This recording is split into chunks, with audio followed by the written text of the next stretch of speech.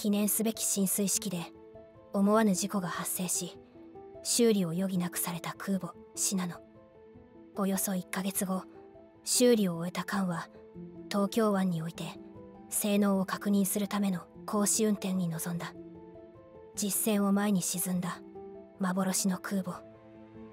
その艦上で砲声を聞いた元乗組員が試運転時の信濃艦内の様子を語ります。まず一つは、公試の時何発か降格砲も撃って、それは、いや、ちょっと弾出ませんよって騒ぎんですからね。いっぱいついてますからね。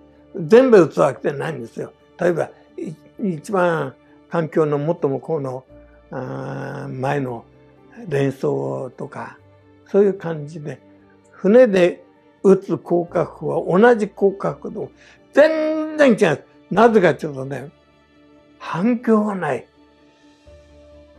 だから売ってるなっていう感じ。もう全くね、響きがないですね。響きが。パーンっていうね、音で、海兵団の山の上にある骨格も船に積んでると同じものなんですよ。二連装で、それも売っているんだけど、響きが違ったですね。やたらまたら音大きいんですよ。結局、下にも響くし、その山にも響く。ところが海は響くものは全くないので、まさに単発っていう感じだったんですね。でそれは非常に強い印象を持って聞きましたね。だから機関銃も、機関銃って言っても陸軍と違って船の機関銃は全部飛行機に向けて撃つ三連装だったんですね。三連装の機銃を撃ったようですね。その他に、全速出なかったらとにかく作り上げて全回転にしてみたりで、やたらと船は傾くんですね。曲がると陸上と違って海の中だったら反対側に傾くんですね。こっちに曲がるとこになる。特に甲板にいると目立つんですね。大した傾きでもなくてもなんだと思うぐらい本当に海がガガガッと近づきますんでね。それと今の東京湾と違って船なんかほとんど走ってないんだもん。漁船ぐらいがいると思うんだけど、そんなんだって東京湾の真ん中にいませんのでね、油がないから、だからせいぜい沿岸近くじゃないでしょうか。やたらと広いと思ったですね。本当に海の真ん中だっていう感じだったですね。見えませんでしたから。確か千葉あたりの山が遠くに見えたのかどうかわかりませんけどね。だいたい東京湾の東京の方はビルがないすんの。ビルがないからそんなね街を見えるわけがないんで。通信っていうのは船では一番安全な場所にいるんですよ。なぜかというと、通信っていうのは当時は船にとっては耳である、目であるっていうね位置づけがなされていましたので、もうそういう意味では一番安全なところで2つあるんですよ、通信っていうのは。なぜかって一番重要なところもやっぱりやられることが爆弾でやられる。そのために船の場合は一番下に航空母艦の場合ですね、下の下甲板っていうところに第二通信室となったんですね。私はそこの担当だったんですね。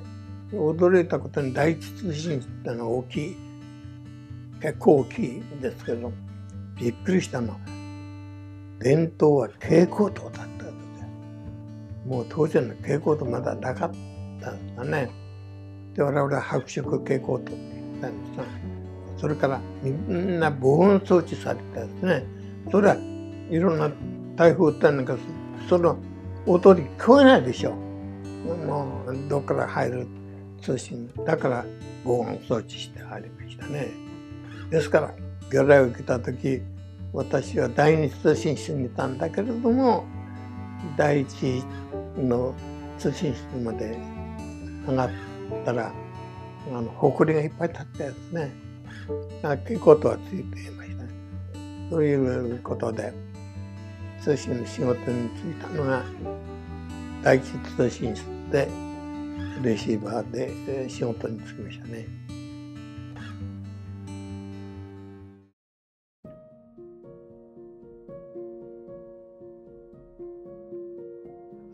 館内放送は時々あるんだけど、館内放送も我々下っ端はこんなの聞いてる暇がないです。ゆっくりね聞いてるような状況じゃないですね。とにかく何かをやってなきゃいかんから。ただ私は第二通信室って下甲板にあるね、そこに、地震機が何台かあるわけですよ。それでね聞いたのではやっぱりアメリカの宣伝を日本語でやってるわけだから、なぜ、アメリカの放送かっていうと、ところどころで英語が入るから、そして日本では放送してませんもん。船まで届くような電波では。それで日本の当時ラジオってのは中波ですから、だから日本の放送を聞くにはやっぱりラジオでないと。我々の受信機っていうのは主として短波放送機聞いてますので、宣伝放送ですね。それ入ってまして、それが聞くの楽しかったですよ。音楽もクラシックのね、光ってモーツァルトみたいなやつなんか流れていましたね。今思えば常時流れていたって記憶がありますね。ジャズは流したかどうかわからないですけど、クラシカルのポピュラーは一般的ですからね。もうそういう意味では流しやすかったんじゃないでしょうかね。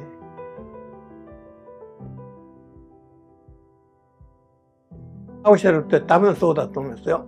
そうだと思いますけれども、私は楽しんで聞いたと。私は楽しんで聞いたということですね。